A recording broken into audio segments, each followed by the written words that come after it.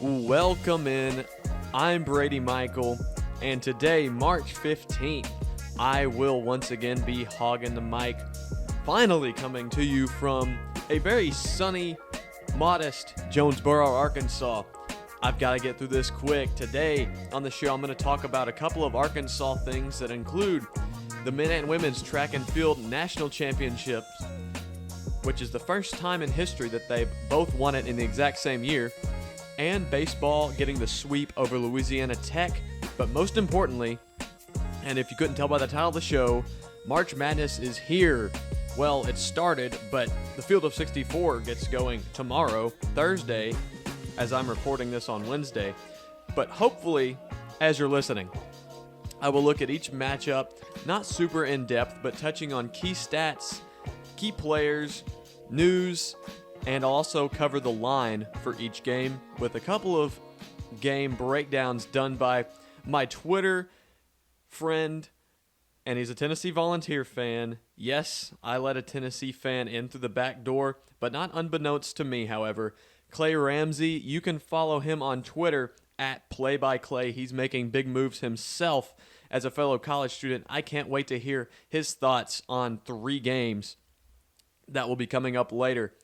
will be joined towards the end of the show by a friend here on campus and fellow Arkansas State sports media student Jake Tester as we dive into our favorite matchups of round 1, players to watch, and plenty more things.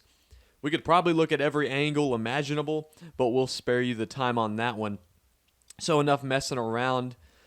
You can find Hawgin the Mic on Spotify, YouTube, iHeartRadio, Stitcher, and Google Podcasts. All right, so we have to go quickly through some of this Arkansas news so I can get to the March Madness stuff. But starting with the men and women's track and field winning the indoor national championship. Both were held in Albuquerque, New Mexico.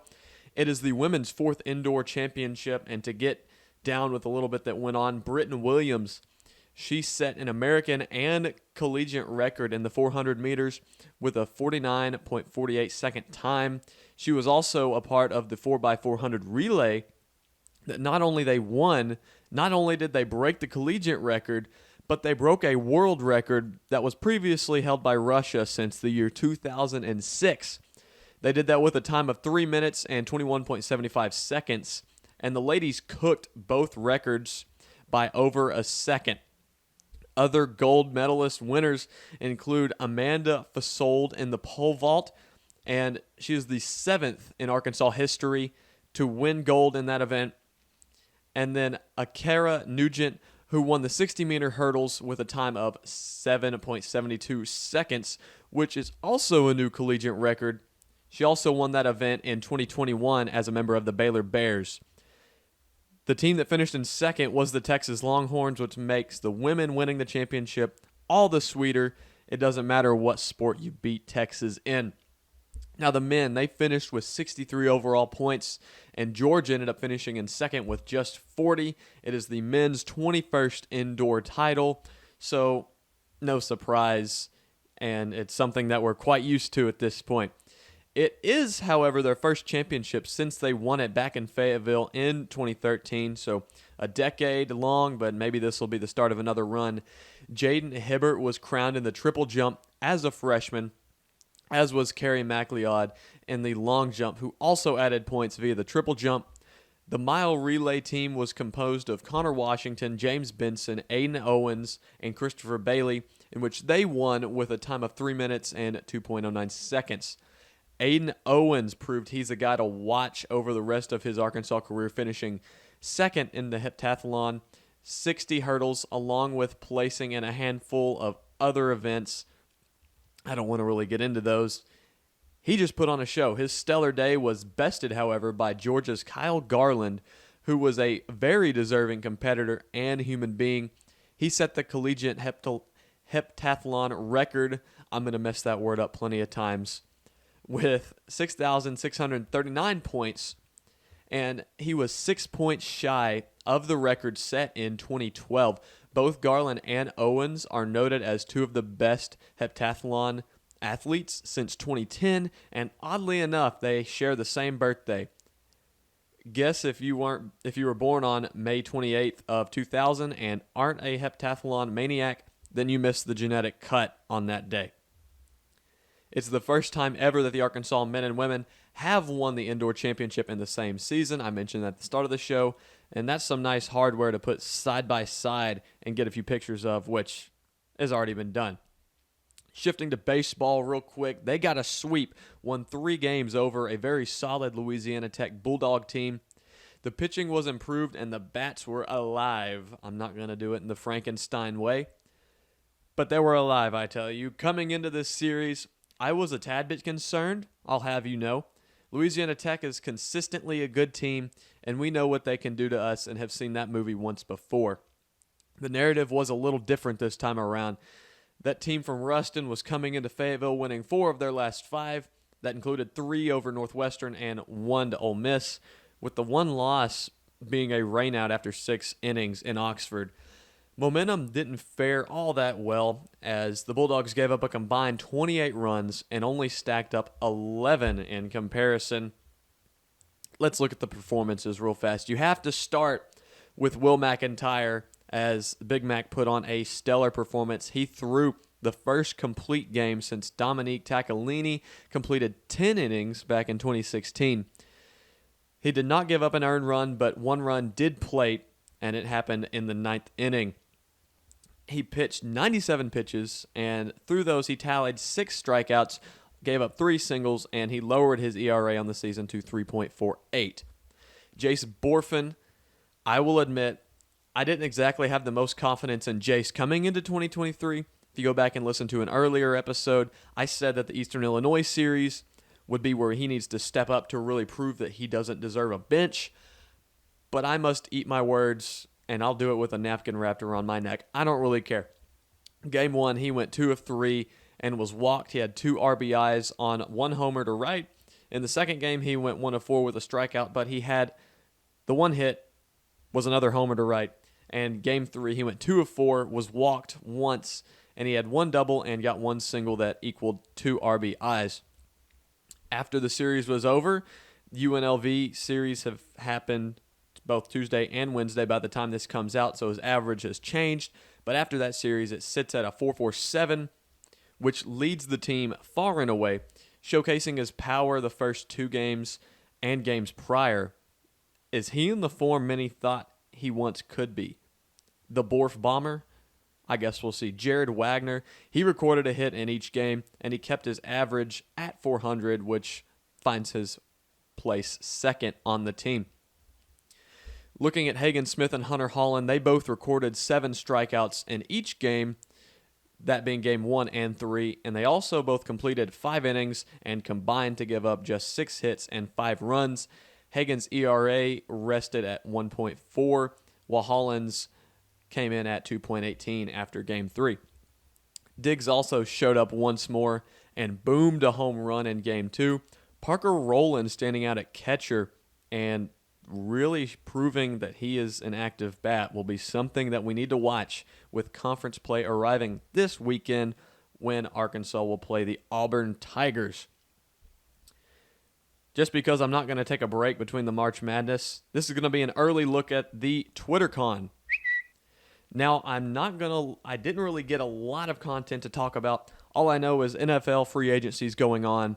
There's a lot of Arkansas fans that are Cowboys fans, and Ezekiel Elliott just got released. They also got Stephon Gilmore.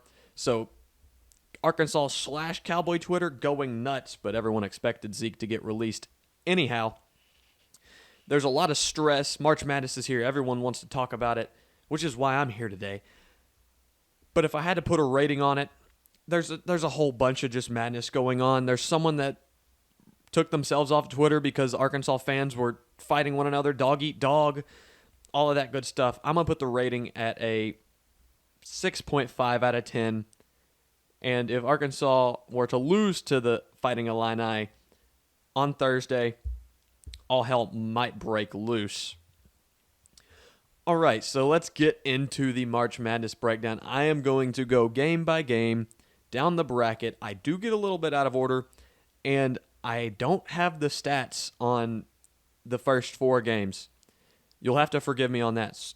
So like with Pittsburgh winning the other night, I don't have a lot on them. I just know their record.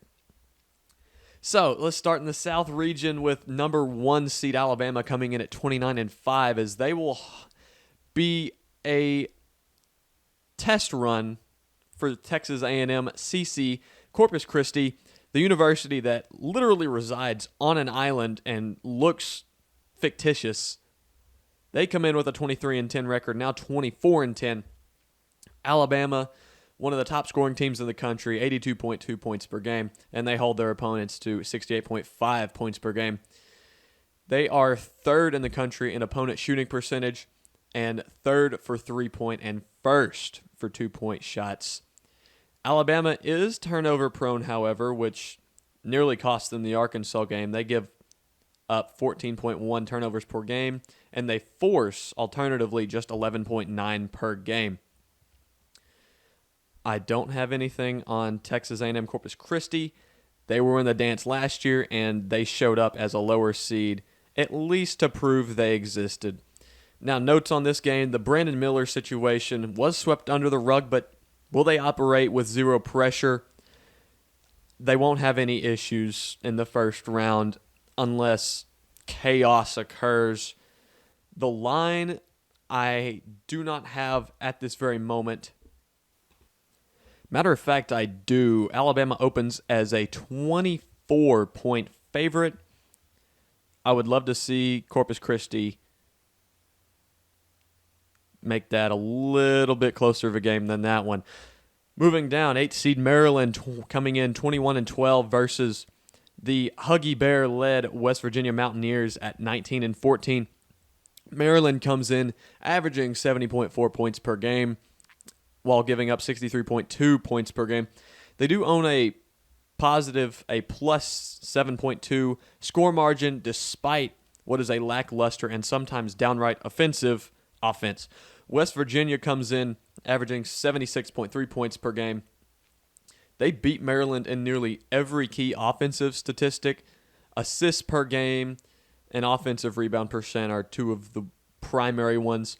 They're top 20 in free throw attempts and free throws made per game. So if it becomes a free throw shootout, watch out for West Virginia.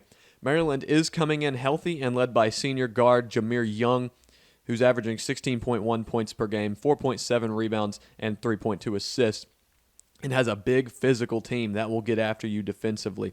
West Virginia's losses have been relatively close as of late, minus a 34-point beating by the Texas Longhorns and a 17-point loss to Kansas in the Big 12 tournament. Coach Huggins will have his team ready and have a matchup with Young, their leading scorer, as well. They have Eric Stevenson to match up against him. Trey Mitchell is a forward that will have his hands full on offense, and it should be relative to war when this game is taking place. The line is West Virginia minus 2.5. This is a game I don't really want to touch, so I'll just leave it at that. Moving down, the 5 seed San Diego State Aztecs, 27-6. They will play the hot 12 seed Charleston, College of Charleston, many like to call them. The Cougars, they're 31-3. San Diego State coming in averaging 71.3 points per game and has a good solid defense that only gives up 63.8 points per game. Like I said, they don't have a sound offense, but their defense is locked down. College of Charleston has a really great offense. They average 80.3 points per game, and their defense, better than what they get credit for, gives up 67.4 points per game. They beat San Diego State in practically every offensive category that matters. The Cougars are first in three-point attempts in the country, but they rank 211th in percentage. This one almost feels like a toss-up game with two totally different teams facing off. Charleston comes in with 5 guys averaging double figures, which will become a theme for a lot of these smaller schools. One of them being senior guard Ryan Larson, who may not look anywhere close to a basketball player, or scary, or intimidating. Throw in whatever verb you want, but he averages 1.6 steals per game to go along with his 10.6 points per game. They jack up the 3-ball till no tomorrow and will be tested by a team that doesn't allow very many threes, that being San Diego State. Now, the Aztecs don't have a superstar, but Matt Bradley, their guard, is their guy. He's a stocky guard averaging nearly 13 points per game, 3.8 rebounds, and 2.1 assists. Jaden Ledee will likely be asked to stay out near the three-point line, opposed to flashing his presence in the paint, presented the Cougs get hot from outside. Charleston has all the makeup of an upset team, but only if they can fight through a really tough Aztec defense. The line is San Diego State, favored by 5 as it stands. And now, for the first breakdown by Clay, I'm going to throw it over for him for Virginia and Furman. How about the 4-seed Virginia at 25-7 against the 13-seed Furman Paladins, coming in at 25-7 as well. Virginia comes into this game having lost a tough matchup to a hot Duke team in the ACC Championship. There's no doubt that Virginia's defense is great, as they were the top defense in the ACC, giving up just 60 points per game. They do a terrific job of limiting turnovers, but lack a true dominant scorer. Furman comes into this game as champions of the Southern Conference after dominating the conference all season. They're back in the dance for the first time in recent memory after heartbreak against Chattanooga last year. They have a scary good backcourt with Marcus Foster, who's a sharpshooter from downtown, J.P. Pegues, a driving scorer, and Mike Bothwell, who can score from anywhere on the floor. The SoCon Player of the Year, Jalen Slauson, mans the middle for the Paladins and promises to give the Cavaliers a little of their own medicine on the defensive end. Underclassmen Alex Williams, Ben Vanderwall, and Tyrese Huey all contributed strong minutes as well. Virginia gets the nod on the spread by 5.5 points, but Kihei Clark will have to play at the top of his game, and the Cavs will need Ben Vanderplas to be healthy to have a chance in this one. It might be a homer pick as a working member of a SoCon basketball team, that being ETSU, but give me the Paladins in the upset. The Furman offense has been a force this season and will run up against the classic Tony Bennett molasses pace. Jalen Slauson for Furman may be a tough matchup as a guy that shoots nearly 40% from 3. If the Paladins get up early on Virginia, look out for this game. I certainly like Furman to cover, and quite frankly, I agree with Clay on them pulling off the upset. A lot of people do as well. We'll see how that goes down. The 6th seed Creighton Blue Jays at 21-12. They will play the 11th seed NC State Wolfpack, who come in at 23-10. And even with a record that seems like it belongs in the tournament, I don't believe they should have even made it into the big dance. Creighton averaging 76.6 points per game and 68.5 given up on defense. They're effective across the board offensively, and they're third best in the country in limiting free throw attempts per game. NC State with a slightly better offense, they average 78.2 points per game. They are 7th in turnovers per game offensively, and there's really nothing else eye-popping about their stats except for the fact that they take care of the basketball. Creighton, since the return of big man Ryan Kalkbrenner, has been a different animal. They've won 14 of their last 18. NC State will need to slow down not only Kalkbrenner, but a host of talent that includes Trey Alexander, Baylor Shireman, and Ryan Nembhard. If you're an Arkansas fan, we saw how good they can be in Maui at the beginning of this season. Smith and Joyner, the two guards for the Wolfpack, will create a fantastic matchup of guards in this game, but I believe they will lack the overall ability to match up with Creighton's bigs. The line is Creighton -5. That's one I would take a move on. The 3 seed Baylor Bears come in at 22-10, and they will face one of my favorite mascots and teams in all of college sports, the UC Santa Barbara Gauchos. They come in at 27-7. Baylor is scoring 77.2 points per game, and that's thanks to their three-point shooting as they rank 13th in three-point makes per game. They have a tested defense in the Big 12, so don't let their middle-of-the-road stats fool you, but it can't be something that's overlooked. UCSB is a fun story, but alternatively, Baylor, they rank 300. But alternatively to Baylor, the Gauchos rank 336th in three-point makes per game. They falter to Baylor's much higher offensive rebound percent, which is a 24.8 offensive rebound percent for the Gauchos compared to 32.2% for Baylor. While the Gauchos have their conference player of the year in Ajay Mitchell, one super guard won't be enough to match up with the likes of George, Flagler, and Cryer for Baylor. Experience is big in this game for both teams, but it shouldn't be overly challenging as long as Baylor doesn't come out with 2 flat tires. Baylor is favored currently by 11. The 7 and 10 seed matchup, you have the 24 and 9 Missouri Tigers against the Utah State Aggies, who come in at 26 and 8. Both Mizzou and Utah State come in ranked in the top 35 in points per game and top 20 in assists per game. Utah State comes in shooting 38.5% from 3 as a team, which bodes well considering the Tigers are 266th in opponent three-point percentage. The rest of their shooting stats are relatively close to one another. A big piece of this game could be forcing turnovers, in which Missouri forces 17.2 per game, opposed to just 10.9 for Utah State. Stephen Ashworth and Taylor Funk will be 2 offensive nightmares for the Tigers to deal with, and that includes Kobe Brown. Ashworth comes in averaging 16.3 points per game and shoots 44.3% from 3. Funk is their 6'9" forward, averaging 13.3 points per game and 5.5 rebounds alongside a solid mark from 3 as well, 37.8%. Athletically speaking, that duo may not be ready for what Kobe Brown and Demoy Hodge has coming straight at them.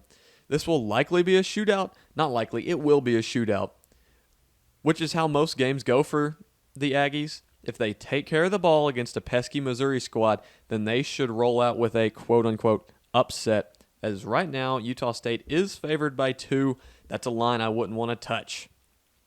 The 2 seed and 15 seed is the Arizona Wildcats at 28 and 6, and then the Princeton Tigers at 21 and 8. Now, I do have a lot of respect for the Ivy League champs, but unless Arizona falls into the void before tip-off, I don't see this game going their way. Their 82.7 points per game is near the top of all of D1. Arizona also ranks 3rd in shooting percentage and 14th in three-point percentage, which equates into a top 5 shooting efficiency. Their offense checks almost all the boxes, but their defense does have a weak spot beyond the arc that Princeton will need to take advantage of if they can.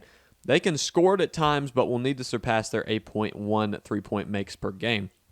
Both teams excel on the defensive glass, which is no surprise from Arizona, and that comes from none other than the duo of Azulis Tubilis and Omar Ballo. They combine to average 34 points per game and 17.8 rebounds per game. Both are 7-foot trees. Surrounded by 3 veteran guards that all average double figures, it will be tough for many teams deemed undersized to match up. An argument can be made for Princeton guards matching up with Arizona's, but even their best will likely not be enough. Arizona favored by 14. I think Princeton could make it a little bit closer, but I like Arizona to keep that game covered. Let's move down to the Midwest. Really, it's a cross. Down would be the East, so we're gonna move to the Midwest region. Starting with the 1 versus 16 Houston Cougars, 31 and 3 versus the Northern Kentucky Norse, because there are plenty of Vikings in Northern Kentucky. They come in at 22 and 12. This is a game that could get messy whether or not Marcus Sasser is available or not. Heck, I may not even play him despite what happened versus Memphis. Holding the second best scoring defense in all the land, Houston will be facing an NKU team that ranks 271st in points per game. Not only that, but Houston also holds the best opponent shooting percentage, second best opponent three-point percentage, 5th best two-point shooting percentage, and so on. Unfortunately for the Norse, they don't even rank inside the top 100 in any of those categories offensively. Northern Kentucky didn't even win their conference. They lost to Merrimack, a team still crossing over into the D1 stage from D2, and it's their last year in doing so. So if this were to have happened next year, Merrimack, welcome to the big dance. Nonetheless, guard Marquise Warwick is a nutty player for them who averages 19.1 points per game and is excellent all around. Whether Sasser plays this game or not, Jamal Shed should be enough to limit their star. It may get hairy in round 2 if Sasser's health still remains up in the air. Houston is favored by 19.5. I like that line. Northern Kentucky may struggle to even get to 50. The 8-9 game, one of many good ones. The Iowa Hawkeyes at 19-13 versus Bruce Pearl's Auburn team, 20-12 coming into this game. And it's another 8-9 that's liable to get super physical, as it'll feature a semi-high-octane Iowa offense against a balanced Auburn team with a good defense. While Auburn has been relative on offense all year long, their defense has been their calling card. As one of the best three-point defenses, they also post a top 30 shooting defense. Outside of Chris Murray for the Hawkeyes, they're above average when it comes down to answering the call.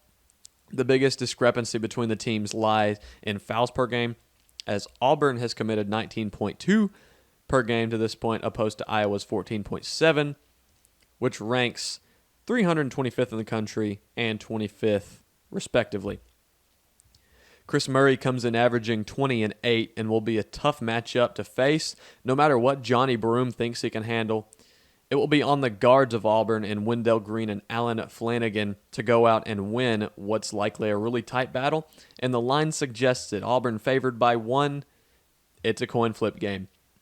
Move down to the 5-12. Miami coming in at 25-7.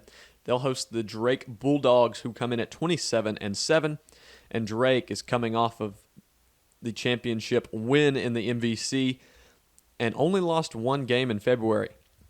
Miami, after winning the regular season ACC crown, was brought back to earth in the ACC tournament by Duke. This matchup pits two great free throw shooting teams against one another, as both rank inside the top 20 in percentage, but funnily enough, neither team send players to the line all that often. Drake doesn't have a bad offense by any means, but the Hurricanes' offense that ranks 11th in shooting percentage and 13th in field goals made per game puts theirs to rest. After Miami's run to the Elite Eight last season, it's hard not to look at them in that same light and expectation. You have Isaiah Wong, he's back and leads the team with 16.2 points per game. Nigel Pack came over from Kansas State and has been great, as well as the right-hand man to Wong. He's their fourth leading scorer for context. Miami's best big man did suffer an injury versus Duke and is likely out for that game. That's Norchad Omier. He leads the team with 9.7 rebounds per game. It will be on Drake and their laser pointer Tucker DeVries to take advantage of that. The guard averages 19 points per game and is really a one-man show for the Bulldogs. All eyes will be on Darnell Brody, their 6'10" forward, to see if he can make some noise in the absence of Omier. Miami favored by just 2.5, and the injury playing a big factor in that. That might be one of the 5-12. All of the 5-12s are always one you want to pay attention to, but this might be the one with that injury. The 4-13, Indiana coming in at 22-11 versus Kent State 28-6. Kent State gets their chops from limiting makes from their opponents as they rank top 30 in opponent shooting percentage, opponent three-point percentage, and in adjusted defensive efficiency via KenPom, which is equated to them giving up 66.3 points per game.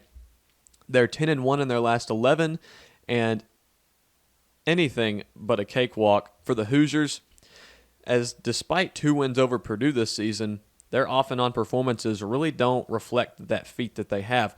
Their 7th best in shooting percentage is heavily weighed by Trace Jackson Davis, and being a part of a solid duo inside, they have limited opponents in the paint, and overall, they rank 15th in blocks per game and 16th in block percentage. The first guy to come to mind with this game is none other than Trace Jackson Davis, but let's not overlook what the Golden Flashes have in guard Sincere Carey. He averages 17.6 points per game. Their leading assist man as well. He comes into the tournament scoring at least 20 points in 4 of his last 5 games, including a 35-piece game in the last game of the regular season. That matchup with Jalen Hood-Schifino of Indiana will be a fun one to watch, outside of the kitchen sink that Kent will need to throw at Trace Jackson Davis. If they do have some success with that strategy, their tempo just might will them into an upset. Indiana currently favored by 4. Maybe have Kent State getting that game down to a basket. Now the 6th seed, Iowa State Cyclones, 19-13. They will face the winner of the first 4 game between Pitt and Mississippi State, that being Pittsburgh. Contrary to most Iowa State teams, the Cyclones are poor offensively, scoring just 68.4 points per game, but rank 18th overall in opponents' points per game. With a team producing such an odd season such as Iowa State, their stats do just the same. While ranking outside the top 100 in multiple opponent shooting categories, they're 4th in field goal attempts per game and 6th in field goals made per game. That can be accredited to their stellar turnover rate, which ranks 1st in opponent turnovers per play, which is 22.8%. Back-to-back wins over Baylor may have been what really boosted a likely bubble team in Iowa State into the 6th seed spot. Limping through the back half of Big 12 play, they have 2 guards that came to the forefront, those being seniors Jaron Holmes and Gabe Kalshur. They combined to average 26.3 points per game, 6.2 rebounds per game, and 4.9 assists per game. And you can't forget the 2.5 steals per game. We'll talk about Pittsburgh a little bit later, but when they have a lineup with an age average older than the Oklahoma City Thunder, they have the most experience of any team in the tournament itself, and I actually like Pittsburgh to beat Iowa State. I think Iowa State is a bunch of frauds. The 3-seed Xavier Musketeers, 25-9, they'll face off against Kennesaw State, their first March Madness appearance. They're 26-8. The Musketeers come into March as the best passing team as they average 19.3 assists per game, which has led to 81.4 points per game. Finishing 2nd in the Big East to Marquette, it wasn't for lack of talent. Marinating all of their elements and 5 players averaging double figures, Xavier ranks 3rd in three-point percentage and 5th in shooting percentage. Kennesaw's defense isn't notable enough to say that they will even be able to slow down the shooting of Xavier. As a team that doesn't rebound extremely well or force many turnovers, matter of fact, KSU is outside the top 200 in offensive rebound per game and turnovers per game. It's not a good matchup for them. Xavier is a star-studded team of unselfish players. Veteran guard Soli Boom is their main man, averaging 16.8 points per game and 4.5 assists. Colby Jones sits right behind him with 15.3 points per game and 4.6 assists per game, while shooting 40% from 3. Zach Fremantle, their 3rd leading scorer, has missed the last 9 games and is out indefinitely. They've gone 6-3 without the senior forward. Youngblood and Burden will be dealing with a big-time burden in this game for Kennesaw as they attempt to match up with Xavier's guards. Odds are their first NCAA tournament bid will not last all that long. Xavier favored by 11. I like that line. The 7-seeded Texas A&M Aggies come in at 25-9, and they will face 10-seed Penn State, 22-13, fresh off the championship run in the Big Ten. A&M didn't finish near the top of the SEC for no good reason. As one of the few teams inside Ken Palm's top 50 offensive and defensive efficiency rating, they have haymakers to throw. The Aggies also hold a top 10 offensive rebound percentage and are 2nd in the nation in free throw attempts per game. Penn State fought their way into the field by their stud guard, Jalen Pickett. The combination of a top 10 three-point percentage while only giving up 9 turnovers per game would supply great fuel to a Cinderella run had they been a 10 seed in any other bracket. The matchup of Wade Taylor versus Jalen Pickett may be the cherry on top of a potential best matchup in the first round. Wade Taylor averages 16.5 points per game and 4 assists per game to Pickett's 17.9 points per game, 7.3 rebounds, and 6.7 assists. Pickett does love to back down his matchups into the paint, which would put Taylor at a big disadvantage height-wise. So that part of Buzz's game plan will be interesting to gauge. A&M will need solid play from their big men to solidify a win in what is probably another coin flip game. A&M's currently favored by 3. The 2-15, you have the Texas Longhorns, 26-8, as they will face off against Toothpaste Colgate, 26-8. Colgate will once again be making another appearance where everyone hopes that they can yoink off one upset while holding the same ammunition as they always have.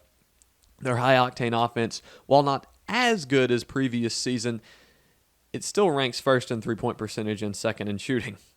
There will be times in the game against Texas where the Longhorns' rather pedestrian shooting defense gets abused, but Colgate's lack of physicality always costs them down the stretch in March. Texas will likely attempt to test Colgate's number one ranking when it comes to fouls given up per game, and they certainly have the guys to do it.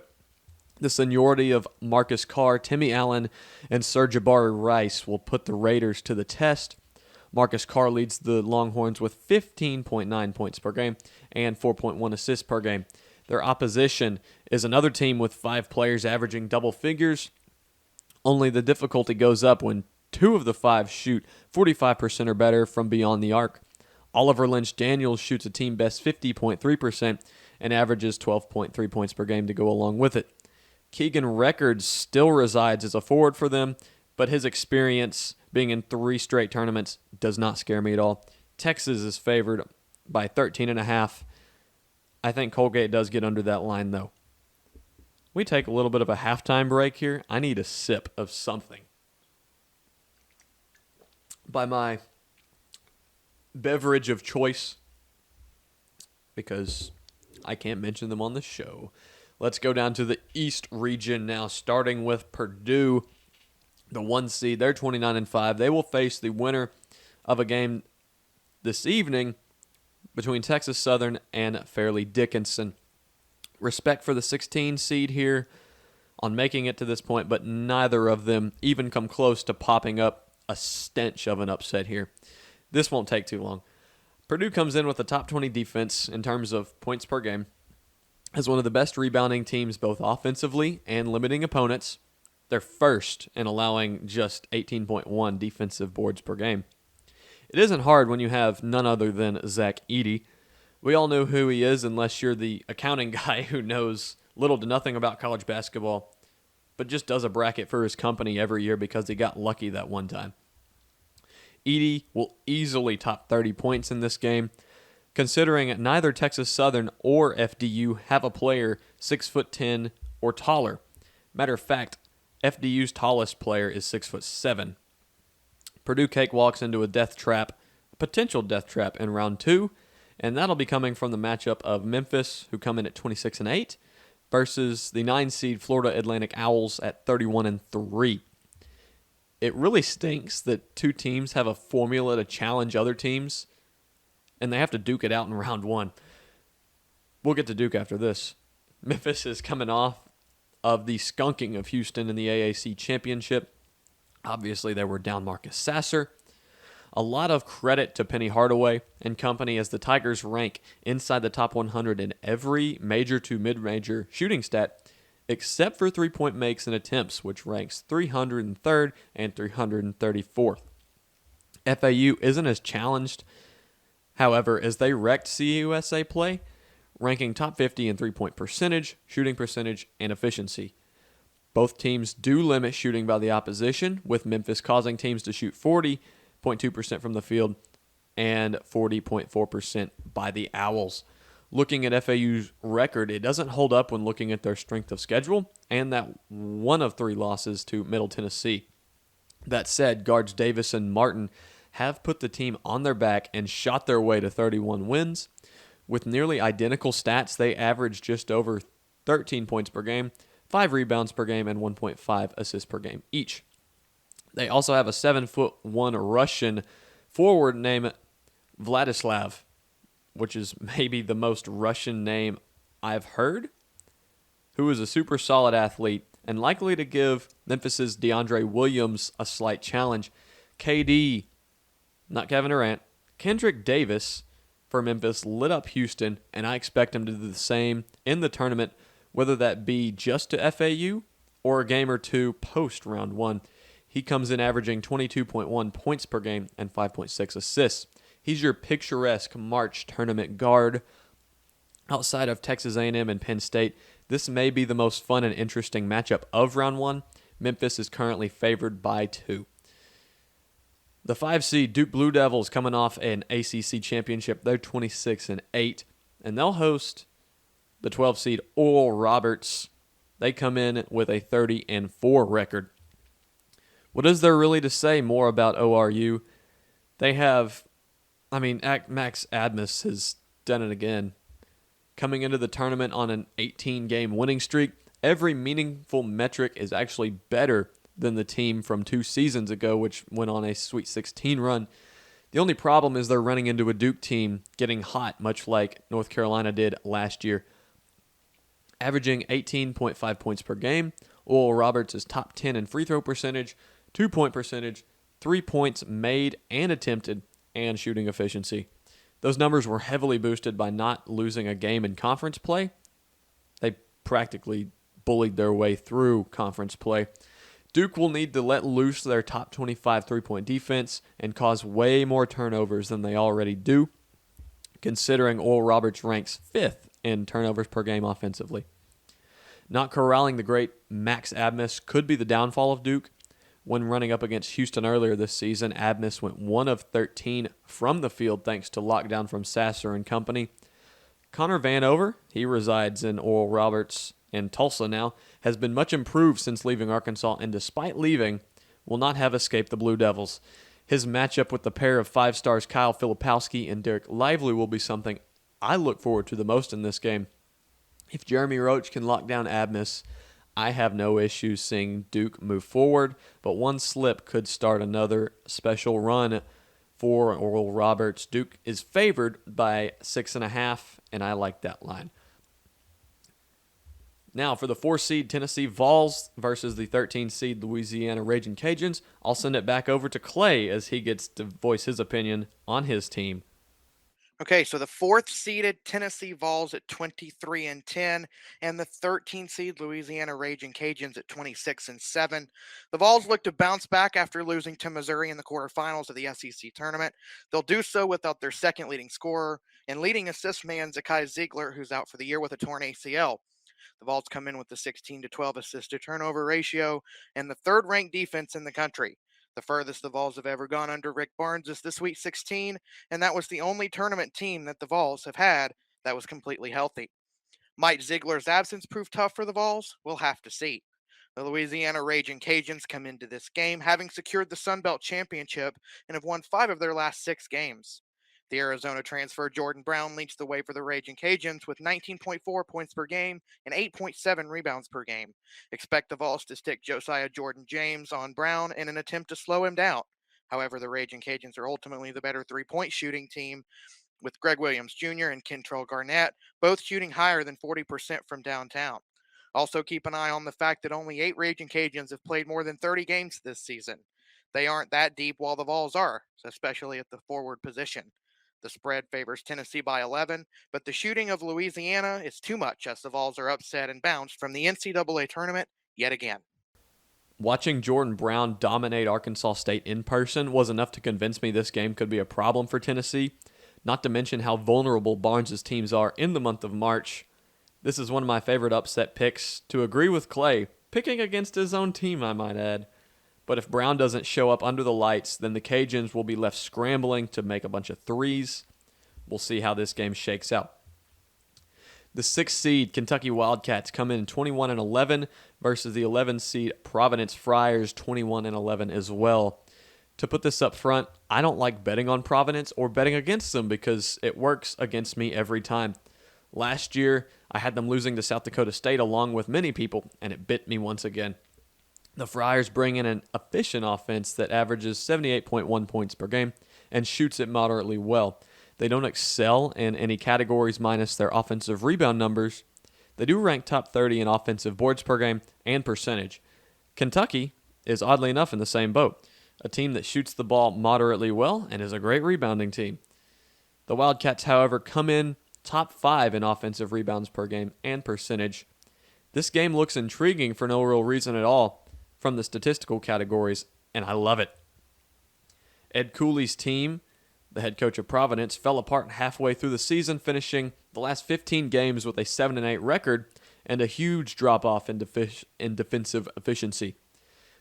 The play of Kentucky transfer, Bryce Hopkins has not taken a turn for the worse, luckily, as one, if not the storyline to watch in this tournament, in round 1 anyway. The former Wildcat is averaging 16.1 points per game and 8.5 rebounds per game. Attempting to get away from Oscar Tshiebwe, time led them back together once again. The health of this Kentucky team will likely take center stage, with Cason Wallace tweaking his injury in the SEC tournament and Severe Wheeler still dealing with his. Even with the unknown, Antonio Reeves has proven he can hold down the guard spot in their absences. Kentucky is favored by 3.5, and I like that line. The 3 seed Kansas State Wildcats come in at 23-9, and they will play a 14 seed Montana State Bobcats team at 25-9. As one of the worst three-point shooting teams in the bracket, Montana State doesn't overly impress as a potential 3-14 upset. Outside of their 90th rated shooting percentage, they are one of the best at getting to the free throw line, as they rank 5th in free throws made per game. To fall right into their lap, Kansas State isn't particularly good at keeping teams off the foul line. How Montana State goes about taking advantage of their strength and Kansas State's weakness will be something to pay attention to. Kansas State's best attribute defensively is three-point defense, which will be null and void this game, and looking elsewhere, doesn't produce much fruit. They don't shoot the three ball much better and are practically the same at shooting overall, so it'll likely come down to the talent situation. What Kansas State does have in their arsenal is stellar forward Keontae Johnson. From not playing last year to averaging 17.7 and 7 rebounds is remarkable. His running mate Marquise Noel has also been nothing short of impressive at 5'8", and he is their lead assist man and second leading scorer. The Wildcats also have Desi Sills on the roster. For Arkansas fans that wondered where he vanished to, he resides in Manhattan, Kansas. Montana State have a forward by the name of Great Osabor, Great, Great, that shoots well inside, but he is very turnover prone. Their main guy is guard Raekwon Battle, who averages 17.4 points per game and will knock heads with Keontae Johnson to see if the Bobcats can pull off a stunner. Kansas State is currently favored by 8.5. Move down to the 7-10 game. Michigan State and Izzo come in at 19-12, and they'll face the USC Trojans, who come in at 22-10.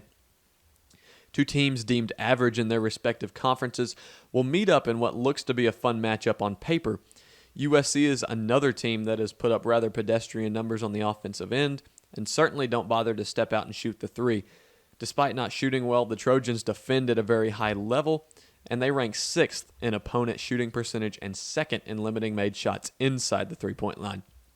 With Sparty coming in already not shooting at an overall respectable clip, they can stroke it from three-point land.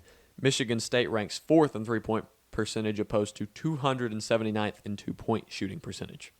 State is also a top 50 team in assists per game and assist-to-turnover ratio. USC brings in an offense ran by guards and a defense ran by their big men. Transfer Boogie Ellis was sought after and proved just why this year. 18 points per game and nearly shooting 40% from three. You also have Drew Peterson as their other guard, who is quite established to this point and is a 6'9" guard, averaging 14 points per game, 6.2 boards, and 4.4 assists. With guard play getting the nod to USC, Michigan State's guy to watch is forward Joey Hauser, another guy that's very established, averaging 14.2 points per game and 6.9 rebounds per game. Nice. He will need to have a productive day against the so-called imposing forwards of USC. March is for Izzo after all, but that strategy has failed me once before. They're favored by 2 points going into this game. Izzo's failed me too many times to count, so I'm going to leave the line alone. And then Clay's final breakdown will be the 2-seed Marquette Golden Eagles against the 15-seed Vermont Catamounts. What do you got, Clay? And how about the 2-seed Marquette at 28-6 and the 15-seed Vermont at 23-10? Marquette comes into this matchup as champions of the Big East and winners of 9 straight, making them one of the hottest teams in college basketball. Big East Player of the Year Tyler Kolek leads the way with 13.3 points per game, 4.2 rebounds per game, and 7.7 assists per game.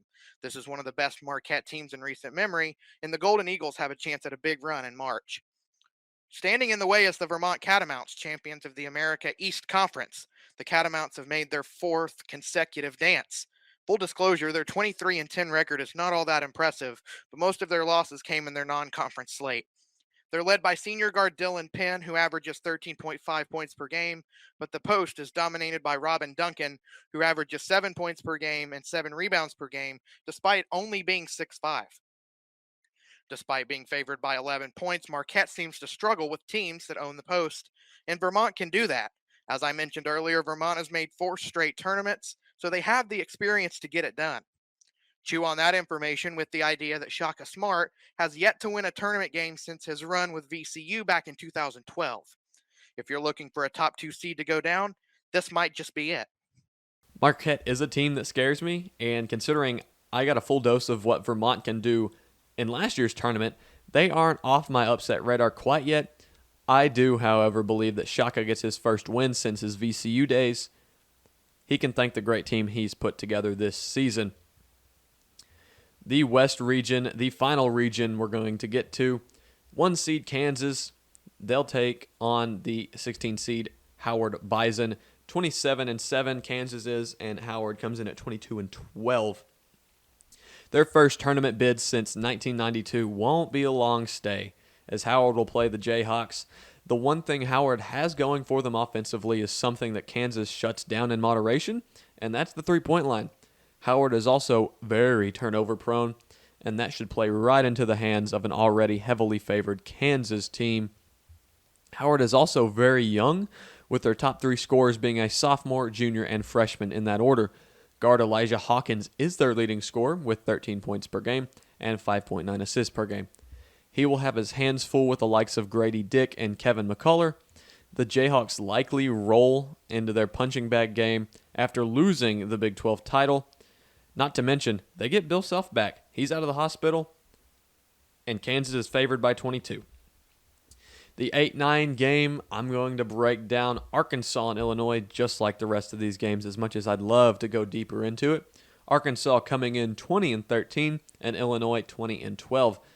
Coming in, Illinois is a team that shoots 45%, no thanks to their 331st ranked three-point shooting percentage, but they do jack up nearly 25 threes per game. Alternatively, they're very good inside the three-point line and rank top 3 in blocks per game and block percentage. Only thing is, Arkansas is top 6 in both of those categories themselves. Both teams rank outside the top 250 in free throw percentage, and when you really juice the stats, you would think you're looking at the exact same team. This is a battle of teams with so much potential and flashes of promise that ended up falling flat on their faces and drug their noses into the tournament. The Illini still have a great guard by the name of Terrence Shannon, who averages 17 points per game and will likely be Devo Davis's guy to pester for 40 minutes. Former Baylor Bear and Monster Energy addict Matthew Mayer is their second leading scorer and still a solid shooter anywhere on the court. I say Monster Energy addict I'll give context to this real quick. He ended up getting caffeine poisoning from drinking 6 Monsters in one night while staying up playing video games. And he looks like the type of guy that would do it. Guards make the NCAA tournament, as I mentioned, and that will be what Nick Smith Jr. and Anthony Black need to do for Arkansas to make a potential run, or at least get out of round 1. It hasn't been a smooth return for Smith when you consider shot attempts and the team's record, but we will see which version of Arkansas shows up, and the same goes for Illinois. Arkansas is favored by 2. I don't want to touch the line at all. The 5 seed St. Mary's Gales will face the 12-seeded Virginia Commonwealth Rams. 27-7 for them.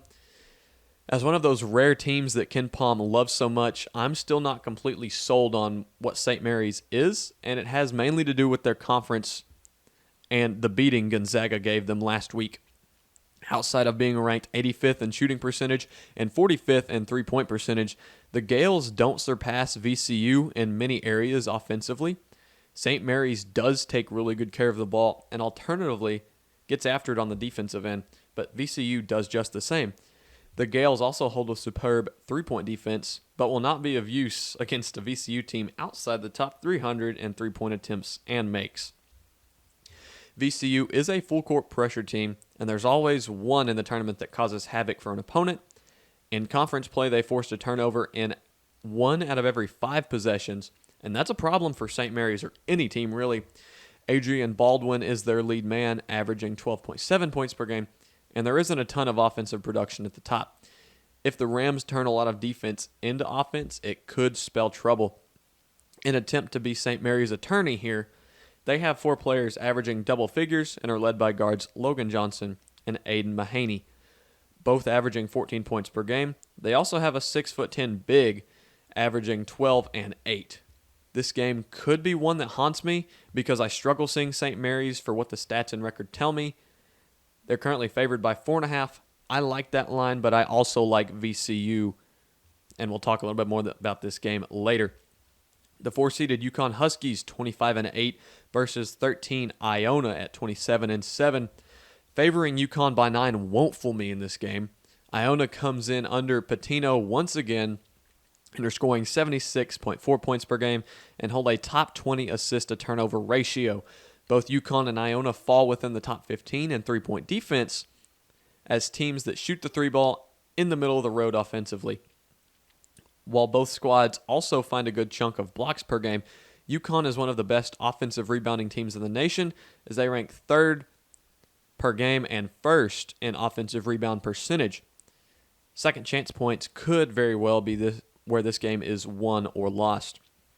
In what could be the face-off between where Rick Pitino is now and where he will be living in the future, this game has more implications than a simple elimination. Holding the MAAC Player of the Year, Iona's Walter Clayton averaged 16.9 points per game and shot a sweet 44% beyond the arc. They also hold a solid big man by the name of Nelly Jr. Joseph, who nearly averages a double-double himself. His matchup will be Adama Sanogo from UConn, who averages 16.3 and 7.3 rebounds.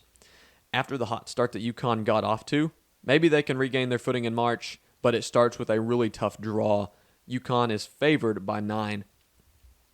The 6th seed, TCU Horned Frogs, they're 21-12. They'll face off against the winner between Arizona State and Nevada. TCU, a team with many ups and many downs and plenty of confusion this year. I give you the Horned Frogs. In prime form, they could cause havoc in the bracket, but would certainly find their way out in round 1, on the other hand. As one of the top assist teams, they shoot the three ball comically bad. All the ball movement has produced, at best, the 86th rated shooting percentage and is outside the top 250 in three-point. Led by guard Mike Miles Jr., the Frogs aren't a very deep team. Miles averages 17 points per game and 3 rebounds and nearly 3 assists per game. Injury has also been a concern for TCU, as only 3 of their top 6 scorers have played at least 30 games. While the overall height of this team is lacking, Big Eddie Lampkin is a unit holding down the inside and averages 6.3 points per game and 5.9 rebounds, and will leave a few bruises. Obviously, the line on out on this game, it'll most likely be Arizona State that faces off in this game, and Arizona State, very upset prone. We know that they beat Arizona not all that long ago. Moving down to 3 versus 14, you have Gonzaga, 28-5 versus Grand Canyon, who is 24-11.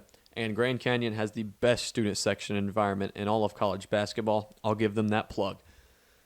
Oh, look, it's another small school that got into the tourney and can really shoot the three ball, hitting at a 37.6% clip. Their only problem is they're running into the ultimate small school offensive juggernaut.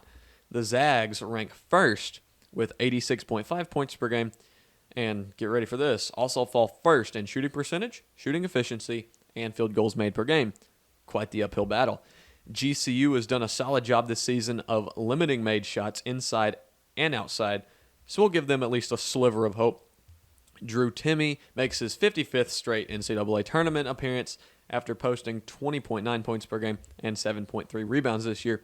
His running mates this season are led by Julian Strother, a big guard that shoots the three over 40% and averages 15 points per game.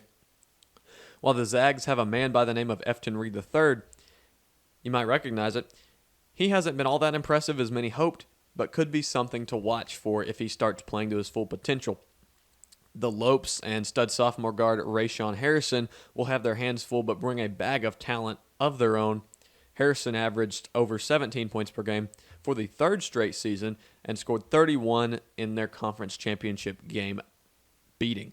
The Zags are favored by 15.5. I'd like to think that GCU can cover that.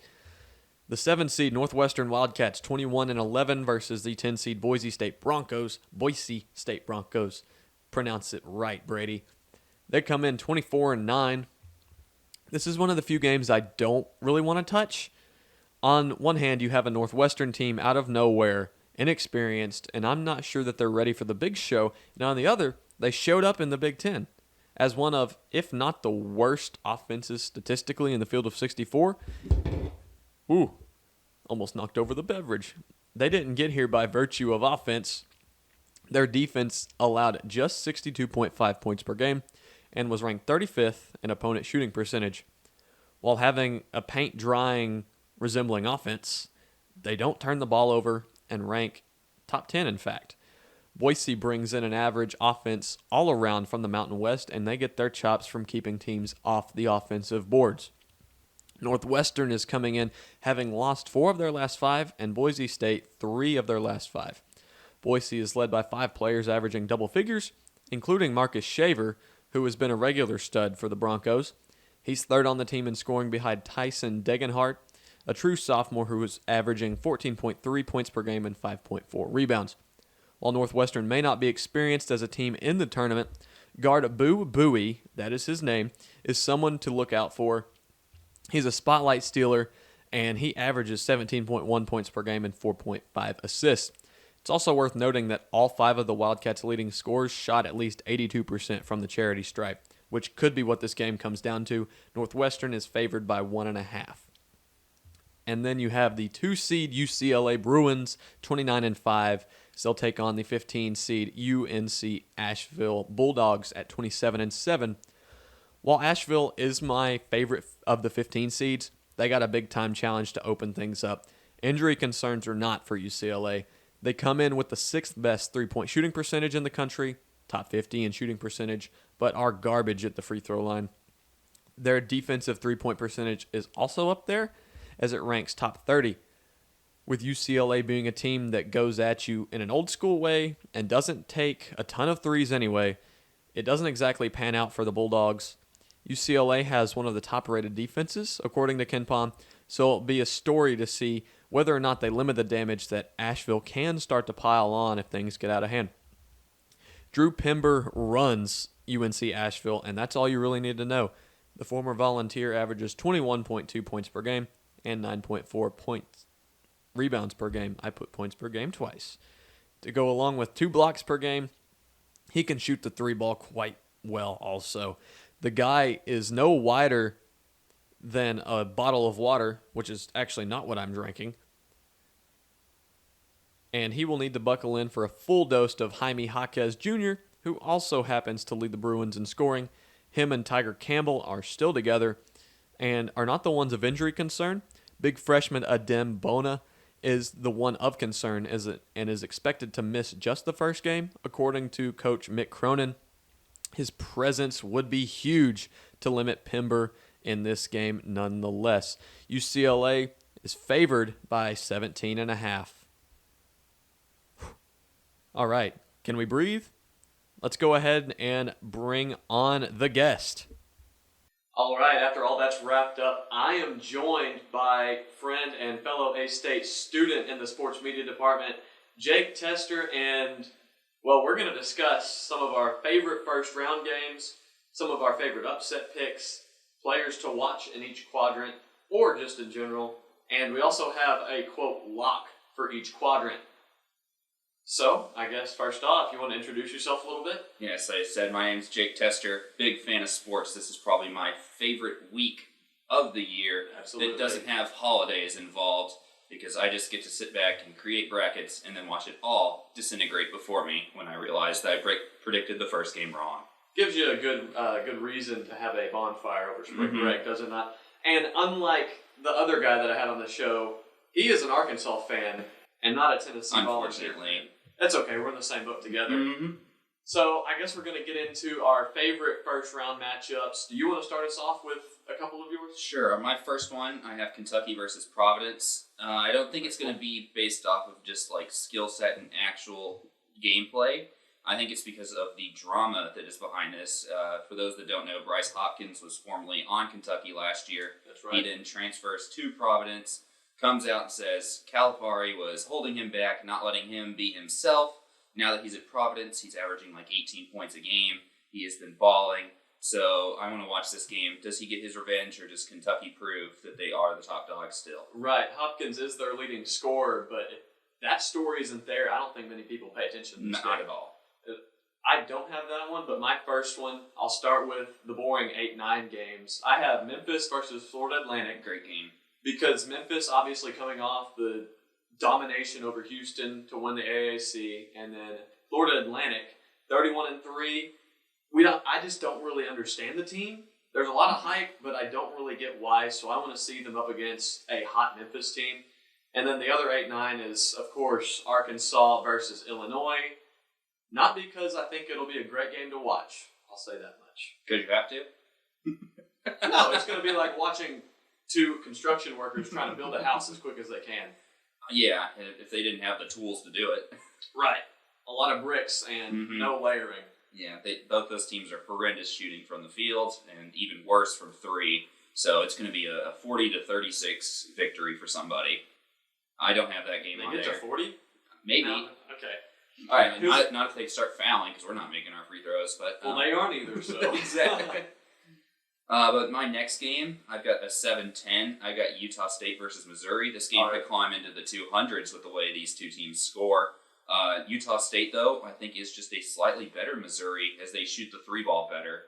So I might have Utah State in the upset here, but I think this is going to be a very high-scoring game. And for those that love offense, this is absolutely something you want to tune into. You know, and it could turn into a shooting fest with no rewards for either team, because Utah State will go and just jack up a bunch of threes, and then that could also be the reason they lose games. All right, so I also have a 7-10, and I bet you have this one too, but Texas A&M and Penn State. That is the one I have. And I'll talk about this here in a minute, but I'm a big fan of the guard matchup in this game with Wade Taylor and Pickett for Penn State. Pickett's really stepped up when they went on this run these past few weeks into the conference tournament, making it all the way, almost taking down Purdue in the championship game. Yep. But it's because Pickett stepped up. He's hit some crazy shots. There's highlights all over from him hitting deep threes, things along those lines. But Wade Taylor and Texas A&M, they just have such a sound offense and defense around. They just play the game, when people say, like, the right way. That's how Texas A&M plays. Right. And then my last two that I'll get into, and then I'll let you mention if you have the same or anyone different. I have Indiana versus Kent State, and that's just mainly because I want to see Trace Jackson Davis. I want to see him dominate, but I also want to see if Kent State can try and impede him a little bit. I want to see the hype that they're getting and see if they're for real. And then I have, just for the sake of Oral Roberts existing, I have Duke and Oral Roberts as my fifth game that I want to watch. And that's also because I want to see Connor Vanover go up against two 5-stars and Kyle Filipowski, and then Derek Lively, who, not very lively. Yes. I actually have two different games. Okay. I have VCU and St. Mary's. Yep. Similar styles with defensive heavy, but I think it's a very big upset watch for me. So it is for me as well. And then my other one is Iona versus UConn. Yep. As I want to see how Iona plays with all those rumors with Pitino going on. So I feel like that's going to be a very interesting game to watch. It will. And then speaking of upset picks, let's get into some of those. You mentioned two of them that I have. I have VCU beating St. Mary's. VCU, as I mentioned in the breakdown, they're one of the few teams that does full court press. I haven't seen a lot of teams that overly do it, but it's always one team that does it and causes some problems in the tournament. I think the Rams do that. And then I also have Iona beating UConn, and it's only because I'm a big fan of the players that they have on their roster. And, of course, they have Rick Pitino as well. Yeah, Rick Pitino's a coach you don't want to bet against, but I still don't have that as an upset. I really like UConn's team. What I saw at the beginning of the season was utter dominance, and they've started to show flashes of that as of late. They did beat Alabama. So I think they're going to be a little too much for Iona, but I do have the VCU pick, as do you. Yep. Similar reasons. You mentioned the full court press, the only team that does it. It's got to mix somebody up. I think that they will be able to pull off the upset. And then as we were talking, you convinced me to pick Tennessee to lose to Louisiana. Zakai Zeeler's injury is really going to hurt them. I wasn't for sure convinced it was going to hurt them in the first round, but after talking with you, I think it will. Even if they do somehow win, I think they're going to drop in the next round. Right. I'm a big fan of Louisiana's ability to shoot outside if they can't match up physically with what Tennessee has to offer. And then give me a couple more of your upset picks. Not because of I like the team more. It's more of what happened to another team. I have Drake beating Miami. Yep. Mostly because Norchad Omier, former Arkansas State player, will not be playing in this game as far as we know. Yep. With that going in mind, that's huge because they weren't very big anyways. I feel like Drake can really capitalize on the inside now and make Miami really work. I think they can pull off the upset here. Right, and Drake has a dude that is an absolute laser from beyond the arc. So that'll be a guy to watch. His name, I mentioned it earlier, but it's slipping my mind at this point. So move on down the list a couple more. Everyone loves this one. It's Furman over Virginia. I just think that Furman, they have a totally different pace than what Tony Bennett likes to do. His molasses offense, his molasses pace. I think if Furman can just get a few more baskets, I think they can try and push Virginia to up their tempo, and it's not going to work out for them.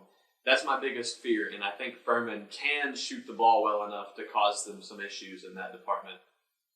I don't have that game, but I did have one that I mentioned earlier, which was the Providence over Kentucky game. I think vengeance goes for Bryce Hopkins, and he gets his revenge. And the Kentucky team's so inconsistent this year. You can see them beat anybody, and then all of a sudden they drop to Vanderbilt in the conference tournament for no reason when they were looking so high. They did have, their guard Cason Wallace ended up going right back out. Mm-hmm. He injured himself. So that's something to watch. They still have injury issues with Wheeler as well. And also, as much as I would hate for my bracket to have Kentucky lose, I would still love to see it from my fandom perspective. And then a couple more on this side. I have Pitt beating Iowa State because Iowa State looks like a bunch of frauds, and I don't understand how they managed to make it to a 6th seed. And then I also have Kent State over Indiana. And it's just my gut. My gut tells me to pick it, and so that's what I'll leave it as that. So I also have the Pitt game. As I've mentioned on my podcast a couple of times, this Pitt team has stupid amounts of experience as their starting lineup is older than the Oklahoma City Thunder's starting lineup, which is crazy on both ends. Mm-hmm. But I think, like you said, Iowa State, they just haven't looked good these past few weeks. I think they're kind of fraudulent. So I think it's kind of easy upset. There's always one team that makes it out of those first four and wins at least one game. I think it'll be Pitt. Right. And then my last game, it's a 10-7. I just kind of had to mention I got Utah State as the other one. A lot of people still like this Missouri team. They might have a little bit better defense, but Utah State's been hitting some shots lately. I feel like they can string it together and just outscore Missouri. Right. Missouri's one of those teams that could show up and make it to the second round and beat Arizona, or they could just fall through the floor and lose to Utah State by 20. We really just don't know. And so you mentioned your podcast. Do you want to plug that real quick? Yeah, it's the Intangibles. You can find it on Spotify, Anchor, or listen to Red Wolf Radio, whichever one you want to choose of those. We will be expanding onto more platforms here shortly, too. All right, so our players to watch, and I did this by one player each quadrant. I believe you just picked 5 players in general. Yes. So we'll just go down. I want to start with the South region, and it's Creighton's Ryan Kalkbrenner. That's exactly who I have. I have him on there as well. It's hard not to whenever he is the reason for success for the Blue Jays. He has been dominant. He's obviously their 7-foot center. And since he has come back, they lost their 6-game losing streak and started winning, 9 or 10 straight? They went on a big win streak. They've won and lost dink and dunk games here and there. But other than that, he is one of the guys that's a star. And I would love to see him go up against Arizona's players in the Sweet 16 because they have some really big dudes, too. I have that matchup as something that could potentially happen if my bracket's correct. Yeah. But you mentioned how this team looks with him playing and without him. It's just night and day difference. And with him on the floor, they are a team that can compete for a Final Four and a championship despite being a 6th seed. Right. And so let's see. Since we had the same player, I guess I'll move on. Let's see. East region, I have Kendrick Davis, KD from Memphis. He was the reason Houston lost. And like I've said a couple times to this point, the NCAA tournament is a guard-driven tournament, and I think Kendrick Davis is a guy that can shoot the lights out, and he can also really defend you. And especially if Memphis gets the matchup with Purdue, that'll be one to pay attention to. Yeah, what are the odds that the person I picked is also Kendrick Davis That's of fun. Memphis? As I was looking, Memphis is probably one of, if not the hottest teams in the country right now. Yep. Their only 2 losses in their last 10 games are both to Houston. One of those on a buzzer beater, which arguably they could have won on if that shot doesn't go down from almost half court range. But he averages almost 22 points a game. How can he not be a player to watch if he's that proficient on the offensive end? Yeah, now I will say, without Marcus Sasser, he probably took full advantage of that, but I still think he's good enough even against the likes of Sasser.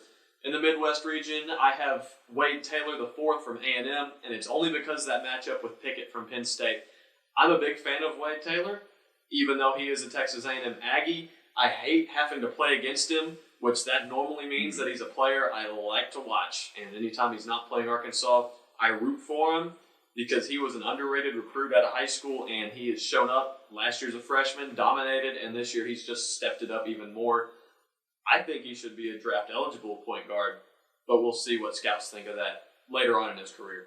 We finally separate for once. That's I great. got probably one of the more obvious picks, but he is this team. That's Trace Jackson Davis for Indiana. Of course.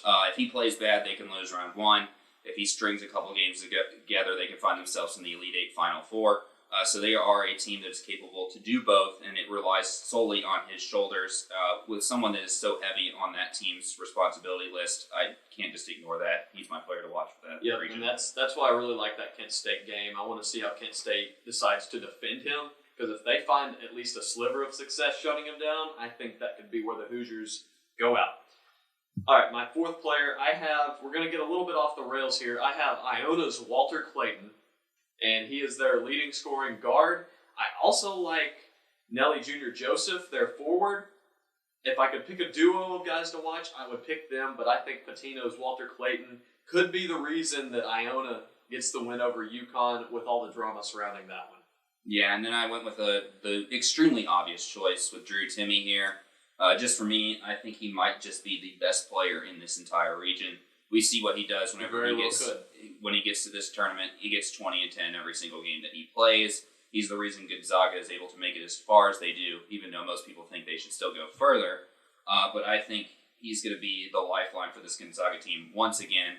And they're getting under-talked about for the first time in the last 4 years. That could be a problem, and people might overlook them. Right, it's the perfect time for them to just step up and then actually make a run, no matter what we think of them. And then you have a 5th player. You want to go ahead and bring him up? Yeah, it's Brandon Miller. I watched the SEC. Yeah. Have to talk about the best. I think he might be the best player in the entire tournament. He is. He takes this Alabama team from a borderline great team already to a team that no one can beat. If he is clicking on all cylinders, this Alabama team is the most dangerous team in the tournament, and that's why they're the number 1 seed. And they also have the easiest path to get to the Elite Eight. Yes. Which this will lead into our next segment, which is our, quote, lock in each quadrant. It could be anything. Is there a lock for a team to lose? Is there a lock for a team to make a big run? It can be player-related, anything. And in the South region, my lock is that Alabama makes the Elite Eight. Like I said, the easiest path of any 1 seed to make it that far. They could run up against San Diego State, who's a really physical team. I don't have any issues there. They could get Baylor, Arizona, could meet them in the Elite Eight. But I think that would be their biggest challenge. And so I have no issues saying that they'll make it that far. Yes, since you went Alabama, I'll go with my other option. I have Creighton making the Sweet 16. I really like their side of the bracket. NC State's fallen off as of late. I don't think they're going to challenge them too much. Right. And then if they get Baylor in the second round, Baylor's defense is horrendous. It's worse than 150th. And so those teams have no success in the tournaments shown by past stats. So I think they just have a very favorable path. And with Ryan Kalkbrenner obviously back, I think they're better than a 6th seed in general. And so I like their path. Especially since Baylor does not have a big to match up with them. They have the physicality, but they just don't have the talent that Kalkbrenner has. In my East region, I have that a 1 or 2 seed will lose before the Sweet 16. And that, of course, is pertaining to Purdue and Marquette. Obviously, you have Purdue that could run up against FAU or, who is it, Memphis? Gosh. And then Marquette, Michigan State or USC. I could see both teams losing, but I have a great amount of confidence in one of them getting beat out before the Sweet 16. I have both of those losing by chance in the round of 32 as well. Okay. But I'll say my luck is Memphis and Duke meet in the Sweet 16. Okay. I think Memphis, like I said, is one of the hottest teams in the country. The only team that you could probably argue that might be hotter is Duke. They've stringed together. They both won their conferences. The 5 stars for Duke are finally clicking under their new first-year coach. Except for Lively. But the rest of them are figuring things out. And I both think they have pretty favorable paths. I think Purdue is the most favorable 1 seed you could have drawn just due to the lack of guard play and the youth that they have there. And then Tennessee, without Zakai Ziegler, is a former shell of itself on the offensive end, even though it wasn't that good anyways. Yeah. And so I feel like both of those have pretty good paths. Though FAU could shock Memphis early on. Any team that only has 3 losses is a team you got to look out for. Right. But I just like Memphis' physicality. They proved that they can match it at the highest level against a very physical team in Houston. And Memphis and Duke would be an excellent matchup to watch.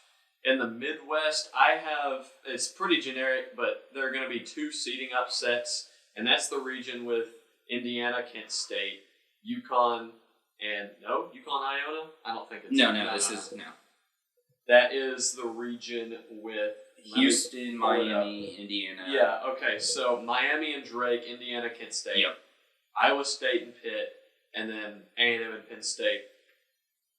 So that should be about all the reasoning I need to give. You can count Auburn beating Iowa as a seeding upset. That qualifies. And I also think that that's pretty likely. Okay, so I've got the 1 and 2 seeds meeting in the Elite 8. I think it's a clean path for both of them. I think Texas A&M and Penn State both can give Texas a scare.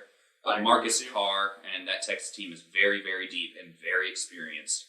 I think they have a good path, and then I think Houston kind of just walks to the Elite 8. They don't really have much of a threat on that side unless Indiana and Trace Jackson-Davis find some sort of form. And that's also assuming that Sasser is healthy. Mm-hmm. There's a lot of doubt. I don't think he'll end up playing round 1, but it's against Northern Kentucky. So I bet they can still get through the first 2 rounds without Sasser. I bet they could as well, but they'll have to buckle down. They've seen what happens without him, so yes, their coach will fix that up. Mm-hmm. And then finally in the West region, I have UCLA and Gonzaga as a rematch in the Sweet 16 from the Final Four game a couple of years ago that ended on that shot by Jalen Suggs to win the game. That's still a shot that reminisces in my head when you think about that matchup, but that's one that a lot of people want. The talking heads are going to want it. You absolutely know that. And I'm going to have to agree. That is my lock for the West region. I've got UConn making the Sweet 16. Really? Okay. They are in the danger zone with Iona, and then we mentioned that VCU-St. Mary's matchup could very well be an upset. I think if they can get past Iona, they comfortably beat VCU and St. Mary's, and then I think they're going to go ahead and even upset Kansas as well. I'll put UConn in the Elite 8. Okay. I like it. So to wrap this up, we're going to go through our Final Fours, at least for our primary brackets. So I guess I'll start with you. Who do you have in your Final Four? I've got Alabama. Okay. I've got Texas, unfortunately. I hate doing that, but I like the team. The team. I've got Duke, and then I've got UConn.